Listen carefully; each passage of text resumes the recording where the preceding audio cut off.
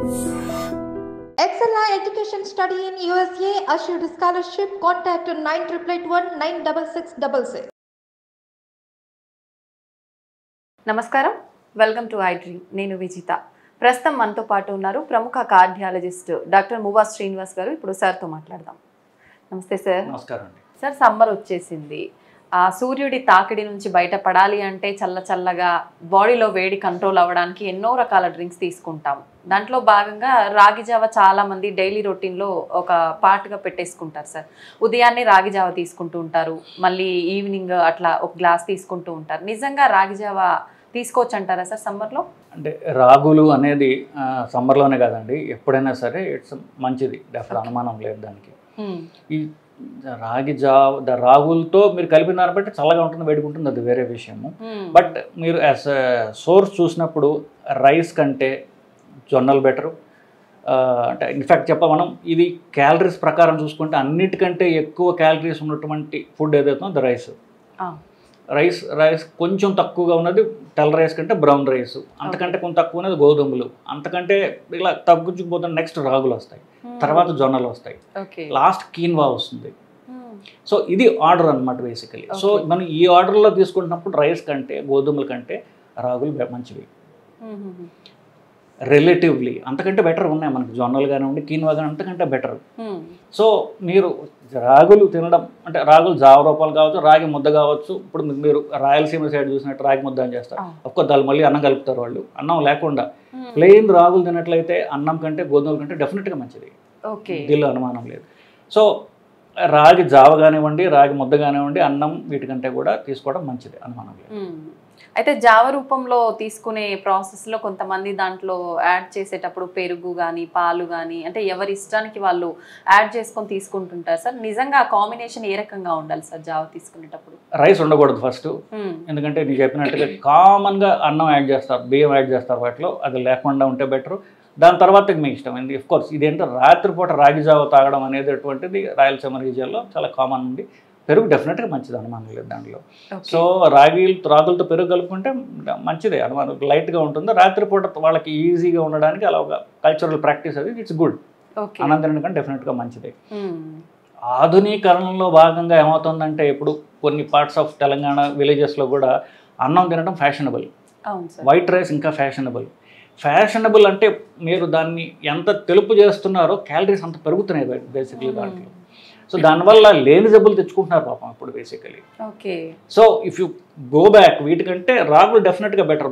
పూర్తిగా మీరు రాగి బేస్డ్ డైట్కి వచ్చారంటే కనుక క్యాలరీస్ తగ్గడానికి, బరువు తగ్గడానికి, షుగర్ అవాయిడ్ చేయడానికి, లేదా షుగర్ తగ్గించుకోవడానికి ఇట్స్ డెఫినెట్లీ గుడ్ అని అనుమానం లేదు. ఓకే, అంటే షుగర్ ఉన్న వాళ్ళకి ఎక్కువ బెటర్ అంటున్నారా సార్?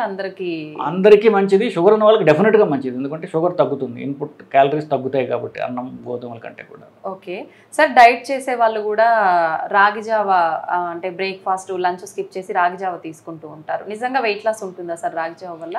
అదేనండి, ఇప్పుడు మన ప్రెడామినెంట్గా అందరికీ కూడా రైస్ బేస్డ్ డైట్స్ అయిపోయాయి కాబట్టి దానికంటే రాగి జావ ఈస్ లెస్ క్యాలరీ ఆల్టర్నేటివ్.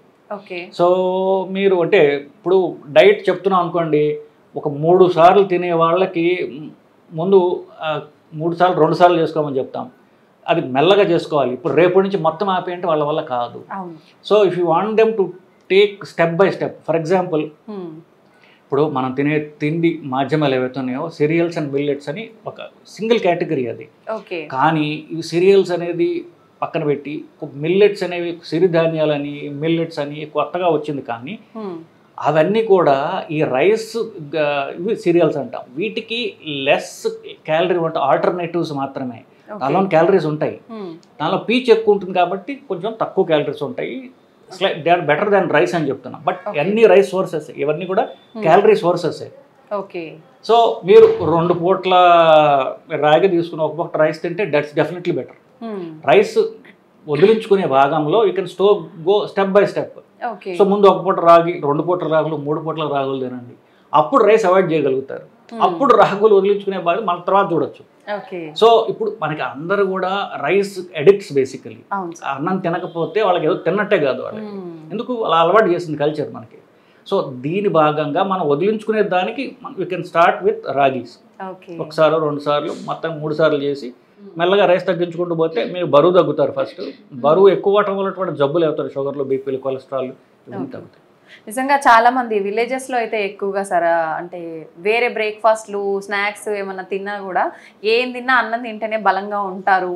ఇది ఒక మాట ఎక్కువగా వింటూ ఉంటాం సార్. రైస్కి ఎక్కువ ఇంపార్టెన్స్ ఇస్తూ ఉంటారు. నిజంగానే రైస్ అంటే మొత్తం టోటల్గా స్కిప్ చేసిన ప్రాబ్లం ఏం లేదని అంటారా సార్? సో బలంగా ఉండడం అంటే ఏమిటి? చాలా మంది తల్లులకి ఎక్కువ ప్రెవలెంట్గా ఉండదు ఏంటంటే బలంగా ఉండడం అంటే లావుగా ఉండడం. బలంగా ఉండడం వేరు, లావుగా ఉండడం వేరు. ఓకే. బలంగా ఉండడం అంటే కండ బలం ఎక్కువగా ఉండడం, లావు ఉండడం అంటే ఫ్యాట్ ఎక్కువ ఉండడం. ఓకే. రెండు పూర్తిగా డిఫరెంట్ సినారియోస్ బేసికలీ. సో లావుగా ఉంటే హెల్తీగా ఉన్నారు అనేటటువంటి ఒక అపోహ మీద ఇవన్నీ బయలుదేరాయి. సో మీరు బాగా తిండి పెడితే వాడు లావెక్కుతాడు, ఫ్యాట్ పెరగటం వల్ల లావెక్కుతాడు, అది జబ్బు. దానివల్ల జబ్బులు వస్తాయి, అది ఆరోగ్యం కాదు డెఫినెట్గా. సో కండ పెరగాలంటే ఏం చేయాలి? ఫ్యాట్ తగ్గాలి, ఎక్సర్సైజ్ చేయాలి, అది టోటలీ డిఫరెంట్. సో అదొకటి. సో అన్నం తినడం వల్ల బలం వస్తుంది అనుకోవడం అనేది అపోహ అండి. సో హెల్త్ రావాలి. ఇప్పుడు పిల్లలు ఉన్నారనుకోండి, లావుగా తల్లికి అంటే పిల్ల లావుగా బంతుల్లాగా ఉంటే ఆరోగ్యంగా ఉన్నాడు అని. సో అది ఆరోగ్యం కాదు, అది ఒబేసిటీ. యాక్టివ్గా ఉన్న పిల్లలు ఆరోగ్యవంతమైన పిల్లలు, లావుగా ఉండి డల్గా ఉన్న పిల్లలు అనారోగ్యంగా ఉండేటటువంటి పిల్లలు. పెద్దవాళ్ళు కూడా అంతే బేసికలీ. లావుగా ఉండటం హెల్త్ కానే కాదు. సో బరువు తగ్గాలి, బరువు తగ్గి కండ పెరగాలి, కండ పెరగడం ద్వారా మీరు బరువు పెరగాలి, అది ultimate sign of health basically. అది తిండి ద్వారా కొంత సాధ్యం అవుతుంది, క్యాలరీస్ తగ్గించుకోవడం, దానికి రాగి ఉపయోగపడుతుంది తప్ప అన్నం తింటే ఫ్యాట్ పెరుగుతుంది తప్ప యూజ్ లేదు. Thank you sir, thank you very much. నమస్కారం.